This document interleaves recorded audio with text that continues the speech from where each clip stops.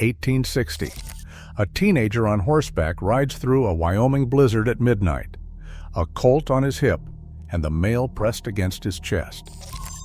He earns $150 a month, while the nearest doctor earns $40. That rider had no schooling past the 8th grade, no training, just ride and survive. He is one of the 15 on this list. 15 forgotten frontier jobs that paid more than a doctor. All gone now. These men made more, and sometimes 5 times more. Then the telegraph went up, and the riders stopped running. Stay until the end of the video. Number 6, built entire cities, and you never heard of him. Now, before we dive in, tap that subscribe button. You will not want to miss what is coming next. Number 15. The commercial buffalo hunter. Professional hide hunters killed buffalo by the thousands on the Great Plains in the 1870s and early 1880s. Some cleared $2,000 to $5,000 in a single season. The Sharps Model 1874 .45-70 caliber, 11 pounds of walnut and steel. A hunter with a steady hand could drop 250 animals in a single day. Hides sold for $2 to $3 apiece at the railhead. Tanneries in the East paid top dollar for every one. Wyatt Earp hunted buffalo. So did Bat Masterson, Pat Garrett, and Wild Bill Hickok. A man with a good rifle and a strong stomach earned in one season what the nearest doctor would not see in 3 years. By 1884, the great herds were gone. Nothing remained but bones bleaching on the plains. The job vanished because the animal did. That is not retirement. That is extinction paying its final wage. But the buffalo hunter at least got to stand still. The next man rode at a dead gallop. Alone across 600 miles of territory where getting killed was part of the job description. Number 14. The Pony Express Rider. Young men, most under 20, carried mail on horseback between Missouri and California in 1860 and 1861. They earned $100 to $150 a month. An unskilled laborer made about $1 a day. The leather mochila saddlebag was transferred horse to horse in under 2 minutes at each relay station. A Colt Navy revolver rode on the hip. Riders covered 75 to 100 miles per shift, changing mounts every 10 to 15 miles. There was the smell of lathered horse, alkali dust, and sage. Riding into a blizzard on the Platte River at midnight with the mail pressed against your chest was part of the job. $1,500 a year for a teenager on horseback, money the town doctor never saw. When the Overland Telegraph went live in October of 1861, the horses stopped running. The entire operation lasted 18 months, and then it was history. Number 13. The Frontier Army Scout. Civilian scouts hired by the United States Army to guide military campaigns through territory no officer had ever seen. They made $100 to $150 a month when an Army private earned $13 a month. Kit Carson, Jim Bridger, Al Sieber. Men who read the landscape the way a surgeon reads anatomy. They knew water sources, Indian trails, mountain passes, and grass for horses. Moccasins instead of boots because they were quieter. Sleeping on open ground in a Colorado winter. Translating between Comanche and English in the middle of a negotiation where one wrong word meant a massacre. The Army could not promote these men. They held no rank. But no campaign moved without them. The job disappeared when there was nothing left to scout. Knowledge of a wilderness is worthless once the wilderness is gone. Number 12. The Wells Fargo stagecoach driver. They called him the Whip, and he was the aristocrat of the road. He drove 6-horse Concord stagecoaches over mountain roads and desert trails for Wells Fargo and other lines. He earned $100 to $150 a month, plus meals at every station. A 9-passenger Concord coach built in New Hampshire, 1,800 pounds of white oak and Norway iron on leather thoroughbraces that swayed like a cradle. 6 horses at a gallop. The driver held the reins of all 6 in one hand. That skill took years to learn. Dust in your teeth on the Butterfield route through Apache Pass. Ice on the brake lever crossing the Sierra in January. He out-earned the doctor, the school teacher, and every man riding inside his coach. When the railroad reached his route, the stagecoach stopped. Nobody needed an aristocrat anymore. But the whip risked his life on a mountain road every day. The next man held death in a tin can and hoped the morning was not too warm. Number 11. The Railroad Powder Man. The men who blasted tunnels through granite and cleared mountain passes for the Transcontinental Railroad earned $3 to $5 a day, when common laborers earned $1. Before dynamite became the standard, they used liquid nitroglycerin, called blasting oil. It was incredibly unstable, prone to exploding if a container was merely jarred or if the temperature shifted. Men carried it in tin cans by hand, into drill holes bored by men swinging 8-pound sledgehammers. The Central Pacific Summit Tunnel through the Sierra Nevada, 1867, was 1,659 feet through solid granite. Chinese laborers were lowered in wicker baskets over cliff faces to pack charges into the rock. A warm day could set it off. Half the Summit Tunnel crew never came home. The railroad paid their wages. Nobody paid for their funerals. A pattern is forming. Not one of these jobs required a diploma. Not one came with a pension. The pay was high because the risk was higher. The frontier extracted wealth from the ground, from the animal, from the man himself, and when the extraction was finished, so was the job. Something to consider the next time a job listing asks for 10 years of experience and a master's degree. Number 10. The Mountain Man. Independent fur trappers harvested beaver pelts in the Rocky Mountain wilderness from the 1820s through the 1840s. A single beaver plume sold for $4 to $6. A good trapper brought in 300 to 400 pelts per season. Number 4, Newhouse steel traps, 6 pounds each, were carried on a pack mule. Trappers waded into ice-cold beaver ponds before dawn in the Yellowstone country. Each year, they gathered at the annual rendezvous at Pierre's Hole or on the Green River, where pelts became cash and cash became whiskey, powder, and another year in the mountains. At $6 a plume, a season could yield $1,500 to $2,000. The nearest doctor was 1,000 miles away and earning a fraction of that. The silk hat killed the trade. Paris fashion shifted from beaver felt to silk in the 1840s. The trapper did not go bankrupt. His world simply changed its mind. Number 9. The Ice Harvester. Men who cut blocks of ice from frozen lakes and rivers in winter and shipped them for year-round use before mechanical refrigeration existed. Boss cutters and foremen earned $60 to $90 a month. Ice company owners became millionaires. Frederick Tudor, the Ice King of Boston, built an empire on frozen water. Men in hobnailed boots stood on frozen surfaces, sawing 2-foot blocks with cross-cut saws. Each block weighed 300 pounds. The blocks were stacked in sawdust-insulated ice houses, some holding 30,000 tons. They were shipped by schooner from New England to Calcutta, to Havana, to New Orleans. 2/3 melted in transit. The 1/3 that survived was worth a fortune. A man pulling ice from Walden Pond in 1850 earned more than the country doctor making house calls in a horse-drawn buggy.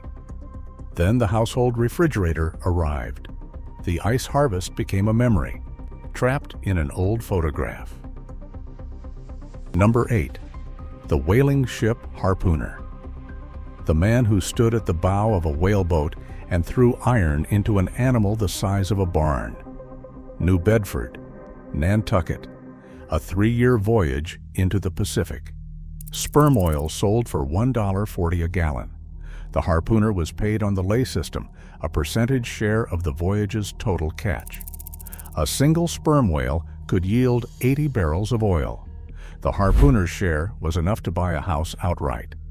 The ship's doctor, if there even was one, earned less and stood farther from the whale. Kerosene from Pennsylvania Petroleum ended the sperm oil trade in the 1860s. Edison's light bulb ended the rest. The harpooner became a chapter in a Melville novel. A line in a folk song nobody sings anymore. The harpooner chased his living through salt water. The next man chased his down a frozen river, standing on the thing that was trying to kill him. Number 7. The log driver. They called them river pigs. Men who drove millions of board feet of timber down swollen rivers to downriver sawmills every spring. $3 to $5 a day for work that lasted 6 weeks and killed men every season. Spring breakup on the Penobscot, the Kennebec, the Wisconsin, white pine logs 40 feet long in rivers swollen with snowmelt. The river pig stood on floating logs, wearing caulked boots with iron spikes in the soles. A peavey in his hands. He broke log jams with dynamite. He worked in ice water up to his waist. The key jam was the one log holding back 10,000 others, the one you had to free while standing on top of it. A man who fell between rolling logs did not come up. The last great log drives ended in the early 1900s. Railroads could haul timber without drowning anyone. The river pig walked off the water and into a century that had no use for him. Number 6. The shotgun messenger. The armed guard who rode beside the stagecoach driver to protect gold shipments, payroll boxes, and the United States mail. $100 to $150 a month. A sawed-off 10-gauge Wells Fargo shotgun, both barrels loaded with buckshot. Wyatt Earp rode shotgun for Wells Fargo. So did Bob Paul and Morgan Earp. When the railroads took over, the job went into the ground. 10 jobs deep, something becomes clear. The frontier paid these men not for what they knew, but for what they were willing to endure. They could say yes to the thing that common sense said no to. The frontier was built on that yes. Number 5. The frontier telegraph operator. They were the first men to operate Samuel Morse's telegraph on the frontier. Skilled operators earned $75 to $125 a month when men who understood it were scarce. A brass Morse key sat on a wooden desk in a one-room shack beside the Union Pacific tracks. Dots and dashes that an experienced man could read the way a musician reads a score. 100 words a minute came through copper wire strung across the Nebraska Territory. No formal schooling was required. You learned it or you did not. The few who learned it fast could name their price. A telegrapher in 1865 out-earned the fort surgeon by half. Alexander Graham Bell killed the job. The telephone made the key obsolete, and a skill that once commanded a premium became a curiosity in a museum case. Number 4. The railroad brakeman. He climbed to the top of a moving freight car and turned a hand-operated brake wheel to slow the train. $60 to $75 a month, called the most dangerous job in America for 3 decades straight, running across the roofs of boxcars at 30 miles an hour in the dark. Ice on the running boards in February, gaps between cars where a misstep meant falling under the wheels. And then there was the coupling. Link and pin coupling cost more hands and fingers than any machine in American history. A brakeman who kept all 10 fingers after 5 years was either lucky or lying. In 1889, the railroads reported nearly 2,000 brakemen killed in a single year. George Westinghouse patented the air brake in 1869. By the early 1900s, the hand brakeman was phased out.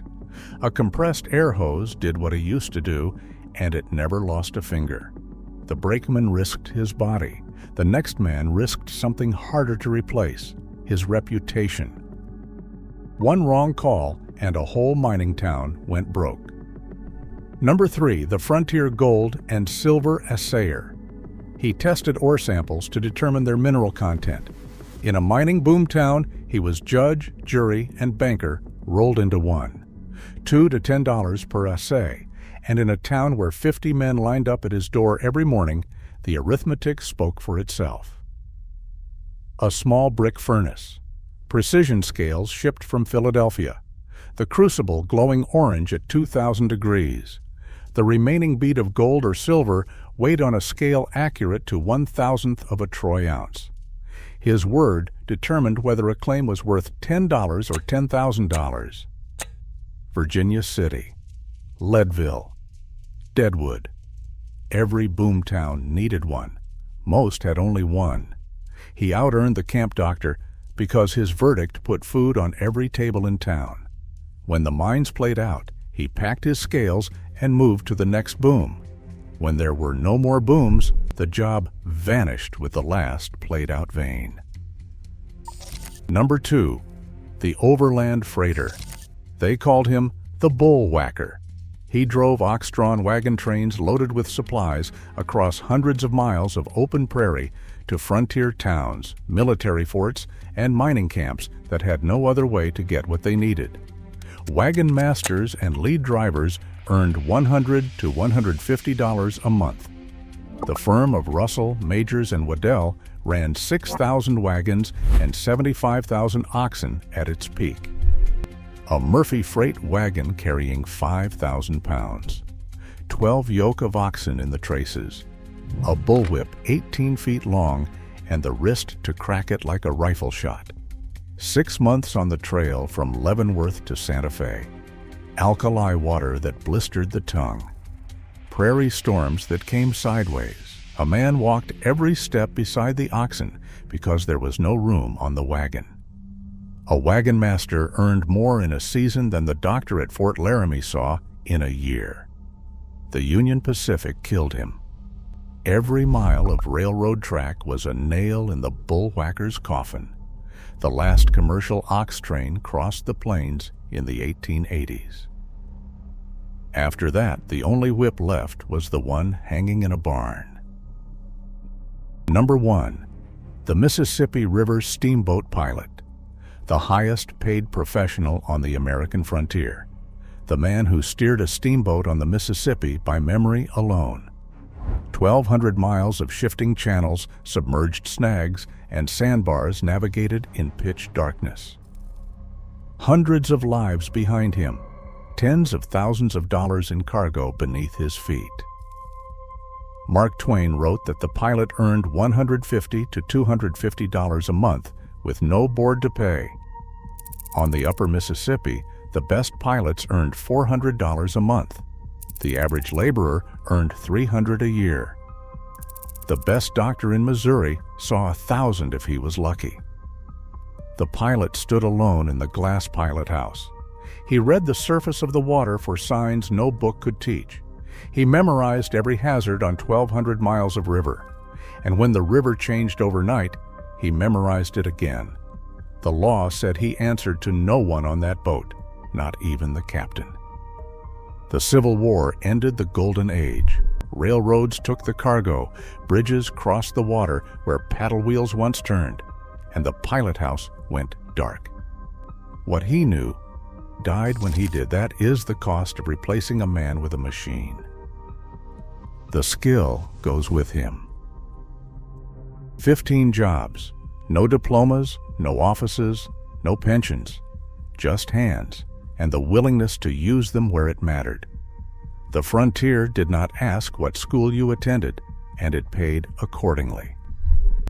And somewhere right now, A young man sits in a cubicle filling out a spreadsheet for a salary his great-grandfather would have laughed at.